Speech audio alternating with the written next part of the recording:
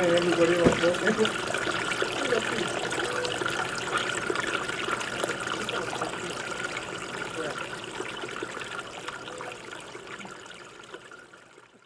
Namaste. Welcome to Lighthouse Yoga and Acupuncture. My name is Thomas, and this is our video channel. I want to go over some of the Yoga Sutras today with you. I like to source from several different texts, so I'm going to show you the three main texts that I'll be using. The primary text that I grew up with, and you can see this is pretty well worn. This has been around the world with me, this particular book, the Yoga Sutras of Patanjali by Swami Satchidananda, giving commentary and translation. So a little background, if you don't already know, the Yoga Sutras are attributed to the sage Patanjali, generally considered to be the person that codified an oral tradition. So we can't really attribute all of these things to the sage Patanjali.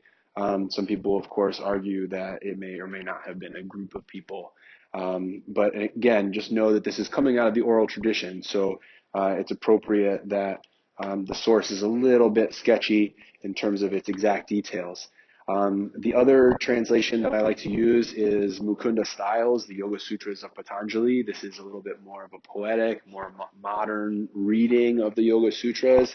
And then in the same tradition as Swami Satchidananda, this is a little newer version of the same book, is Swami Vishnu-Devananda of the Shivananda lineage. And it should be known, both these guys are disciples of Swami Shivananda, and both have since left their bodies, as we say. The sutra I wanted to go over today with you is in Book 2, the Sadhana Pada, the portion on practice, and Sutra 2, Book 2, number 27.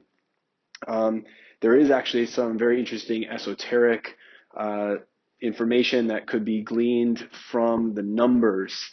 So this number 227, so Book 2, 27, we would read these in numerology, in the language of what we call gematria, as 227. So we would skip, if you have Bible passages, you would say chapter and verse, but you might read the three numbers or the four numbers straight through. So in this instance, we have 227.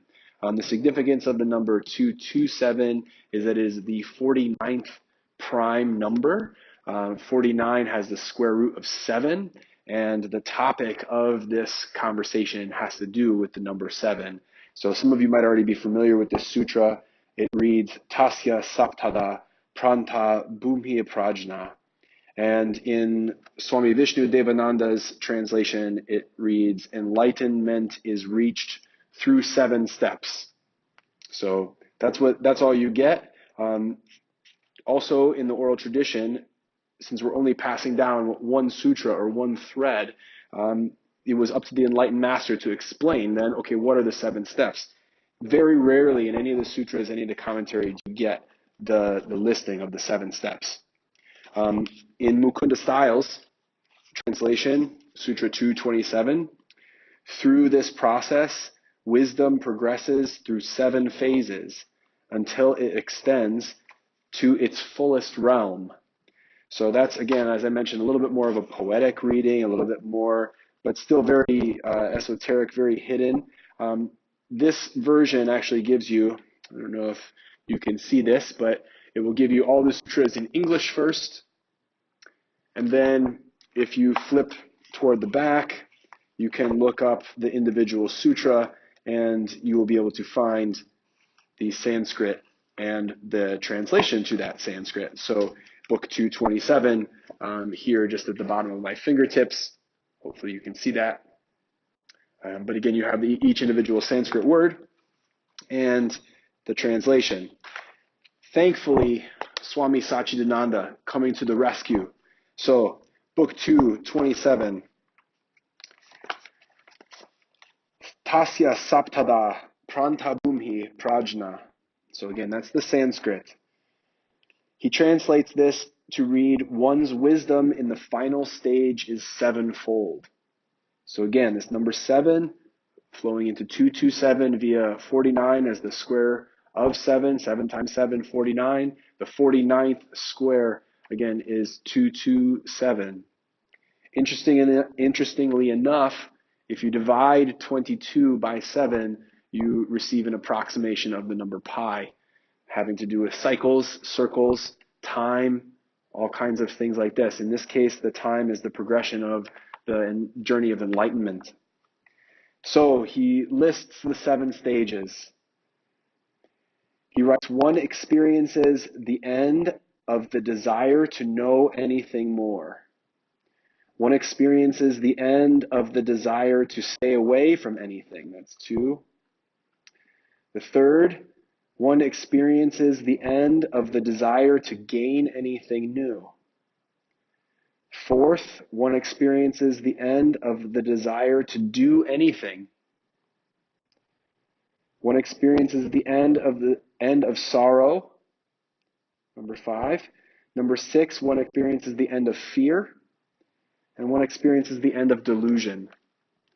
So these 7 steps or 7 stages of enlightenment are given in negative terms. And this is very appropriate because sometimes in meditation circles, you hear people say, don't talk about your meditation experiences. You don't want to give too much information surrounding, did you see lights, or did you have sounds come through your mind? Did you have, very beautiful thoughts or things like that? Generally, we don't talk about what happens in meditation or what enlightenment might be like.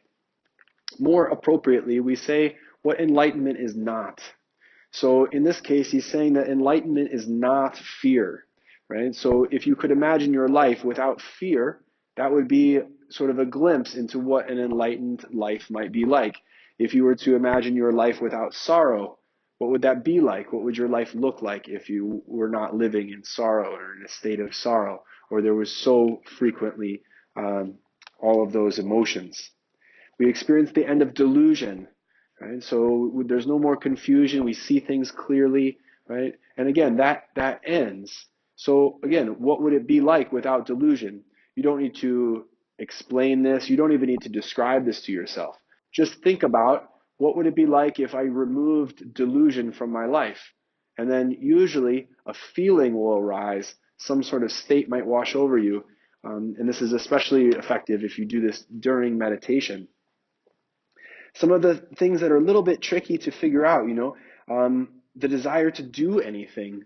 So some people say, if I become enlightened, won't I just sit underneath a rock or just sit in a cave and do nothing?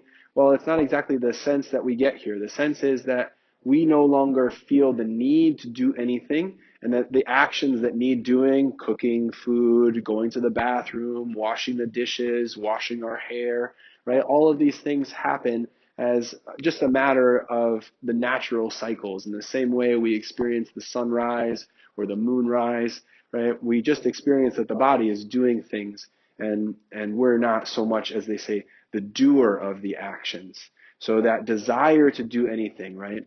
This also ties into this idea of santosha, right? One of the 8 limbs of contentment, right? So we also experience the end of the desire to gain anything new. I'm kind of working backwards through the list because when we get to the first one, that's really the most important, especially as I'll quote from Swami Satchidananda as we get into that. We experience the desire to gain anything new, right? We're not looking to the outside world to fulfill us. We don't need things so much from the outside world. Obviously, the needs of the body need to be taken care of, but we're not in the sense of acquiring anything new, right? So to gain anything, whether that be status, whether that be any particular monetary gain, or financial, moving into a new house, getting a new car, right? All those things would be falling into that idea that if those things come, they come. If they go, they go. But we're not needing them. We're not looking for them to come. So this is the end of the desire to gain anything new. The next one, the desire to stay away from anything, right? This is very, very important because sometimes we have a tremendous fear of people, places, and things, right? We have a fear of thoughts even, right? We don't want to look or acknowledge there are certain realities in the world. Many people, especially in the yoga community, right? We need healing, so we're in the search for kind of love and light. We need support, and we need We need a kind of loving community, a sangha, a kula to be part of. The problem is that if we're only there seeking the love and the light, we realize that ultimately fails. Right? It can't last for long. We can get love and light, but part of the love and light has to also be balanced with a true and realistic understanding of the nature of the world. Right? Things are not always pleasant. Things are not always easy.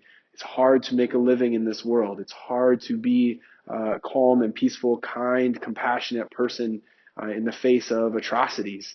So if we are able to, remove that aversion, right? As it says, we experience the end of the desire to stay away from anything. Right? We're not looking to keep anything at bay. We're not looking to exclusively bring certain things to us. Right? Again, what comes, comes. What goes, goes.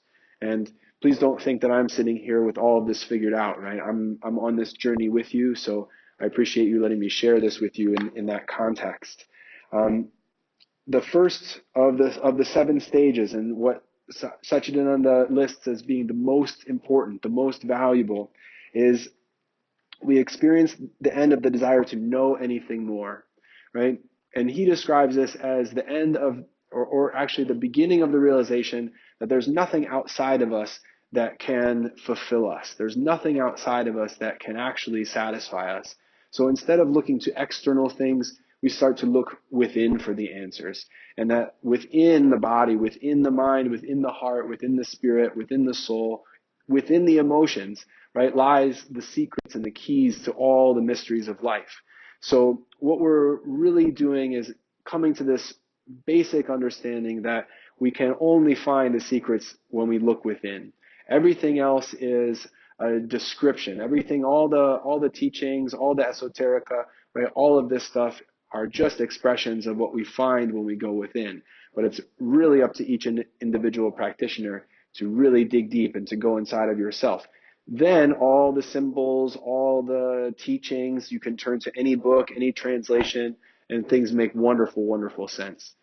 So the first thing, as he says, is to understand that all the secrets are within, and once you pull on that chain, and that's the quote I wanted to say, is that he says he describes it as pulling on a chain, and once you get the first link, all the other things will come, as long as you keep hold and hold fast to that first link and just keep on pulling. So hopefully this has been helpful for you. The 7 stages, the sort of dissolution of illusion and the realization of enlightenment we can think of as happening in negative terms. Again, it sounds a little bit strange, but hopefully it makes sense to you.